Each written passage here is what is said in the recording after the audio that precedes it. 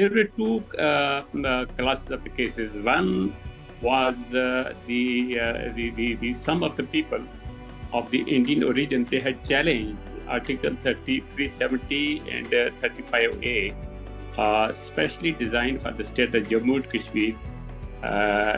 These were pending in the Supreme Court, and later when the government of India scrapped the autonomy of the state of Jammu and Kashmir, that means when they scrapped Article 370 and 35A and all other articles enabling or giving the autonomy to the state of Jammu and Kashmir, extended its constitution to the state and abrogated the constitution of the state.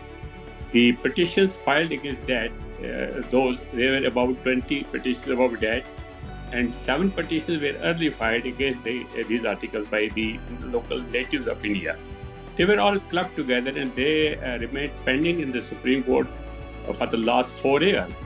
Now the Supreme Court has clubbed up all the cases together, and they have ordered today that all the cases will be heard from 2nd of August from day to day, except the days which are not fixed for hearing. Many cases went to the Supreme Court, to the High Court, as well as to the Supreme Court. None of the courts, including the Supreme Court and the High Court, had agreed with the contenders that Article 370 was temporary in its nature, so it has finished, it has outlived its life, so it should be declared as a nullity. But the Supreme Court, in 2 particular cases, which I just referred in my write-up, they have categorically held. Supreme Court has a 5-member bench of the Supreme Court in each of the 2 cases has held that the Article 370 is the permanent feature of the Constitution of India, and it derives its force from the constitutional history,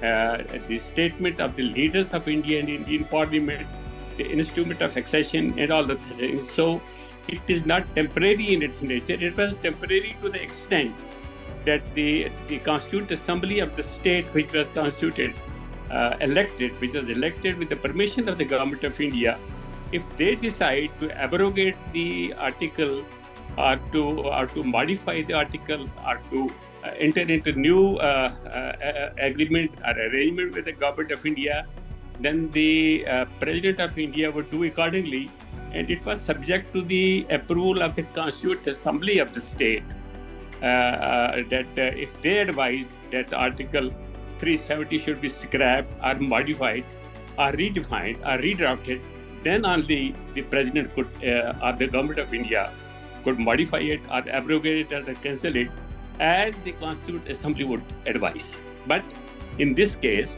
the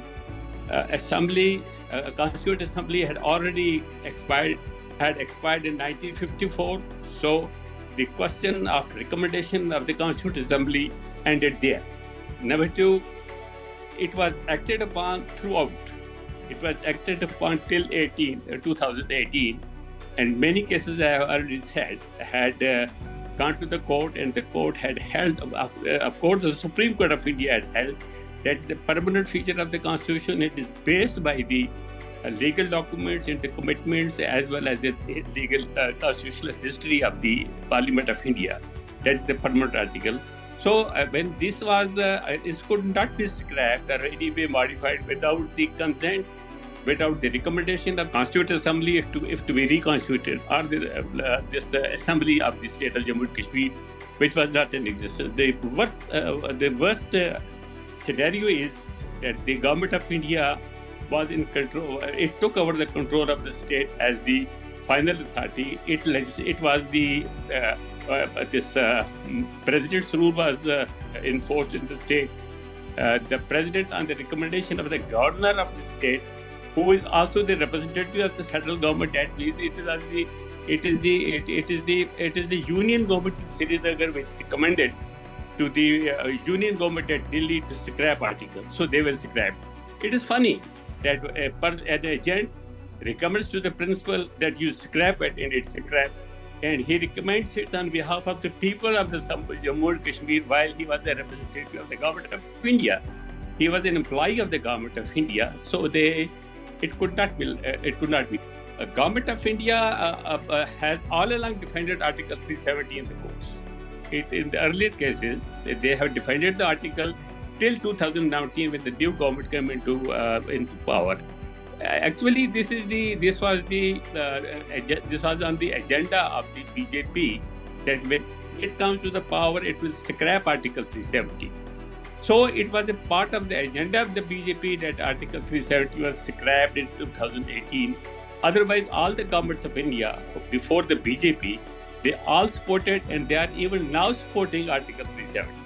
None in the Indian politics except the right wing, that is the RSS and its outfits, they only oppose it, and they only want to scrap it, but none of the other political parties want to scrap it. They see the judgment that the order of the 5th of August 2018 and 5th and 6th of August should be scrapped. They should be struck down, and the Reorganization Act of the state, whereby the authority of the state is lowered down to the Union Council and divided into 2 union territories, it should be scrapped. They want the anti 5th August 2018 position to be restored.